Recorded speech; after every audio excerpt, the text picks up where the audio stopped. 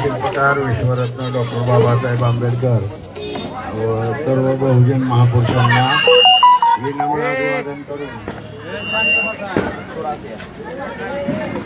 या प्रभाग बारामती नगर परिषदेच्या निवडणुकीमध्ये बारामती शहरातील आणि विशेष करून प्रभाग क्रमांक 14 मधील मतदारांनी बहुजन समाज पार्टीच्या उमेदवारावरती आणि पार्टीच्या पदाधिकाऱ्यांवरती भरोसा ठेवून आपण संघमित्रा काळूराम चौधरी यांना नगरसेवक म्हणून निवडून पाठवलेलं आहे. आपल्या ज्या काही अपेक्षा आमच्याकडून आहेत त्या अपेक्षा आम्ही निश्चित पूर्ण करू. गेल्या 25-30 वर्षाचा पद नसताना किंवा आमच्याकडे काही नसताना मग सुनील चव्हाणांनी तर अगोदर तुम्हाला माहीत आहे तुमच्या बिल्डिंगचं सुहासनगरची कामं असतील.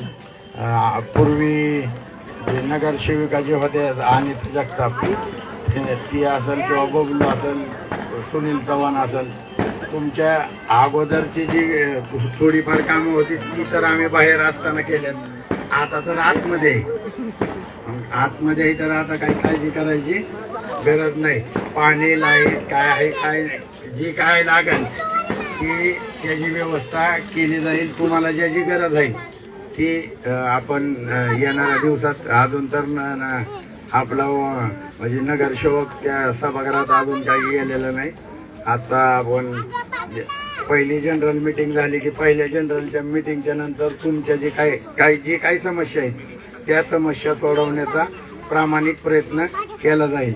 आणि कुणी माझ्या घरी बी यायची गरज नाही. तुमच्या इथं बिल्डिंगमध्ये पदाधिकारी सुनीलला सांगा नाही तर सोनाली असेल दीपक आहे कुशाल आहेत ही सगळे या सगळ्यांना तुमचं जी काय असेल तुम्हाला जी काही पाहिजे नगर परिषदेकडनं तर जी काही लागेल ती उभा करून द्यायची जबाबदारी माझी राहील.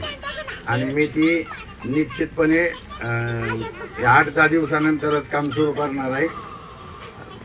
जरी मला बारामतीकरांनी समजा नगराध्यक्ष मी 2 नंबरला राहिलो आणि मी नगराध्यक्ष नाही झालो पण तुम्ही तुमचा लोकप्रतिनिधी शिक्षित लोकप्रतिनिधी पाठवलेला आहे. माझी पोरगी काय आतमध्ये बसणार नाही. आतमध्ये तिला मोठी बसायला पाठवलेली नाही. त्याच्यामुळं आतमध्ये सचिन सातव आतमध्येच नगराध्यक्ष म्हणून बसल. नगर परिषदेच्या बाहेर जी रस्त्यावरती झाड आहे त्या झाडाच्या खाली टेबल आणि खुर्ची टाकून बारामतीकरांच्या सर्वसामान्य बारामतीकरांचा अध्यक्ष म्हणून बोर्ड लावून मी पण बसणार आहे.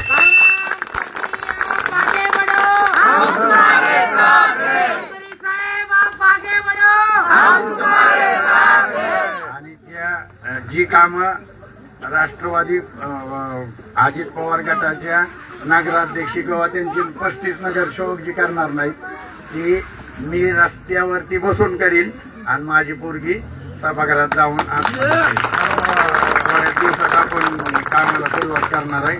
काम निश्चित 100% नाही 2000% ही होईल. नाहीत मी अजित पवारला झोपू देणार नाही.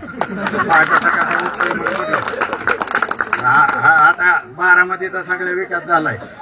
राहिलाय कुठं आपल्या इथं राहिलंय.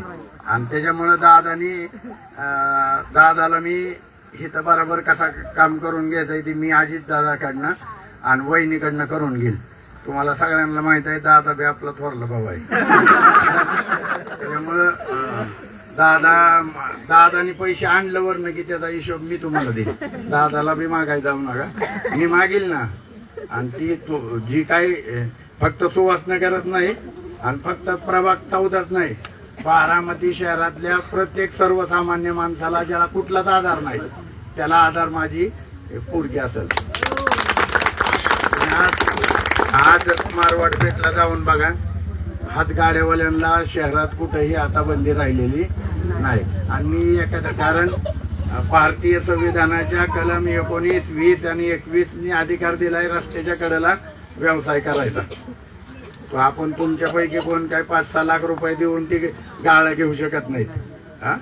आणि आपण पलीकडला जो मी जी तुम्हाला निवडणुकीच्या प्रचारात सांगत होतो की आंबेडकर पुतळ्यापासून वाबळे हॉस्पिटल पर्यंत आपल्याला फॅशन ट्रीट बनवायचं. आता फॅशन ट्रीट म्हणजे तुम्हाला काय करायचं, तुम्ही आता पुण्याला जाता का नाही तुळशी बागात, मग तुळशी बागात इथं बसवायची आणि ते दुकानं कोणाची असणार, ती दुकानं आमराईची असणार. मी बारामतीकरांना बी हे केलंय की आमराईत तुम्ही कोणी यायचं नाही, तुम्हाला आपण गावात देऊ. पण आमराईतली पोरं, आमराईत बेरोजगारांची संख्या वाढलेली आहे, त्याच्यामुळे 2,000 रुपयाच्या भांडवलावर आपण 20,000 रुपयाचा धंदा करू शकतो.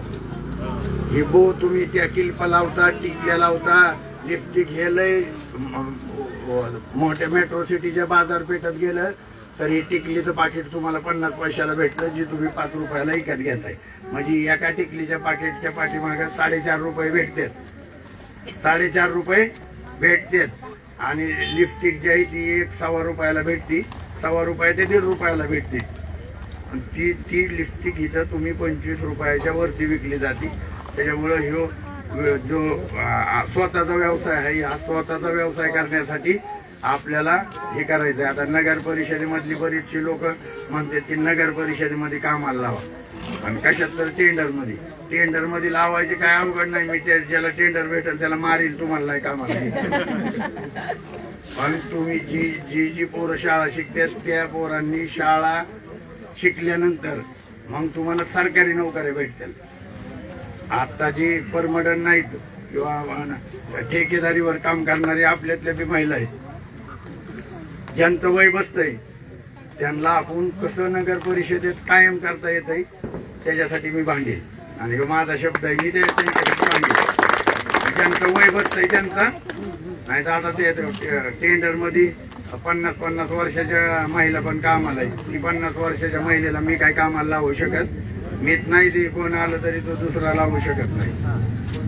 तर तुम्ही जो आमच्यावरती, माझ्यावरती, पार्टीवरती विश्वास व्यक्त केलेला आहे, तर तो निश्चितपणे तुमचा त्या संधीचं सोनं केल्याशिवाय राहणार नाही. तुमच्या माहितीसाठी सांगतो, बहीण कुमारी मायावतीजींनी उत्तर प्रदेशात 4 वेळा सरकार बनवलं आणि उत्तर प्रदेशात सरकार बनवल्यानंतर पहिल्यांदा ज्यावेळी 6 महिन्यासाठी सरकार होतं, मान्यवर कांशीराम साहेबांनी बहीण कुमारी मायावतीजीला सांगितलं की मायावती, सरकार कभी भी गिर सकती है, तुम्हें 50 साल का काम 6 महीने में करना है. आणि बहीणजींनी ते करून दाखवलंय. 5.5 लाख हेक्टर जमीन गोरगरिबांना वाटलेली आहे 3-3 एकराची. उत्तर प्रदेशात 7.5 लाख पोरांना 6 महिन्याच्या आतमध्ये नोकऱ्या दिलेल्या आहेत. पण ती राज्याची सत्ता आल्यावर नगर परिषदेचा नगरसेवक तुम्ही निवडून पाठवलाय आणि तुमच्या ज्या नगर परिषदेतल्या अडीअडचणी त्या 100% सोडवायचा आणि त्या सोडवल्या जातील आणि तुम्हाला न्याय 100% मिळेल. तुमचं कुठलंही काम आता काय अडणार नाही. हॉस्पिटलचं बी असलं, नगर परिषदेचं हॉस्पिटल नाही पण खाजगी हॉस्पिटलवाले आत जे डॉक्टर आहेत त्यांच्यावरती आपली थोडी तर आहे का नाही. आता तुम्ही तुम्हाला ताकद दिली, ह्या ताकदीचा वापर त्यांच्यावर झाला असेल का नाही इफेक्ट काय, तर ती निश्चितपणे तुम्हाला तिथं बी फायदा होईल, शिक्षणाच्या ह्याच्यात फायदा होईल. आणि कवी मोरापंत जी शिक्षण संस्था आहे, ह्या शिक्षण संस्थेच्या विरोधात तुम्हाला सगळ्यांना आंदोलन करावं लागेल. ती 100% अनुदानित शाळा असताना तिथं आपल्या पोरांना फी घेतली जाते, ती फी बंद झाली पाहिजे. नाहीतर थोड्याच दिवसात पलीकडे जागा आहे, इथं बी जागा आहे ना. आता झोपडपट्टी इतकी आपल्याला घरं बांधायच्यात, झोपडपट्टी कुठंच उठणार नाही. एकही घर अमराईतलं बाहेर जाणार नाही. त्या ठिकाणी आपल्याला बिल्डिंग बांधता येते, त्या बिल्डिंग आता ही सुहासनगरच्या झोपड्या उठवल्या आणि बिल्डिंग झालीत का नाही, मग पलीकडली बी होईल की. जागा मोकळी जागा झाली तर तिथं आपण शाळा बी करू नगर परिषदेची. आता सांगितलंय ना, सचिन सातवांनी सांगितलंय का नाही, नगराध्यक्ष जे आहे बारामतीचं झालेलं नवीन, त्यांनी ते तुम्ही बघितलंय की मी शाळा चालू करतोय म्हणून. तर मी तिथं चालू करू देणार नाही. ती शाळा प्रभाग क्रमांक 14 मध्ये चालू करावी लागेल. कारण बिगोन चौकात आमची पोरं ऍक्सिडेंटला बी आम्हाला भीती वाटते तिकडे जायला एवढं लांब. ती आमच्या रोडची पोरं तिथल्या तिथं जातील, पण खालच्यांना काय, मग ती जी शाळा आहे ती शाळा कशी आपल्या प्रभागात चालू होईल CBSE बोर्डाची ती मी करीन. एवढं त्या ठिकाणी आपल्याला आश्वासित करतो. आणि आपण आम्हाला पार्टीला, मला, माझ्या पुढीला, माझ्याबरोबर जी कार्यकर्ते आहेत, उमेदवार जी होती या सर्वांना ज्यांनी ज्यांनी साथ सहयोग केला त्या सर्वांचं जाहीर आभार. जय भीम, जय भारत.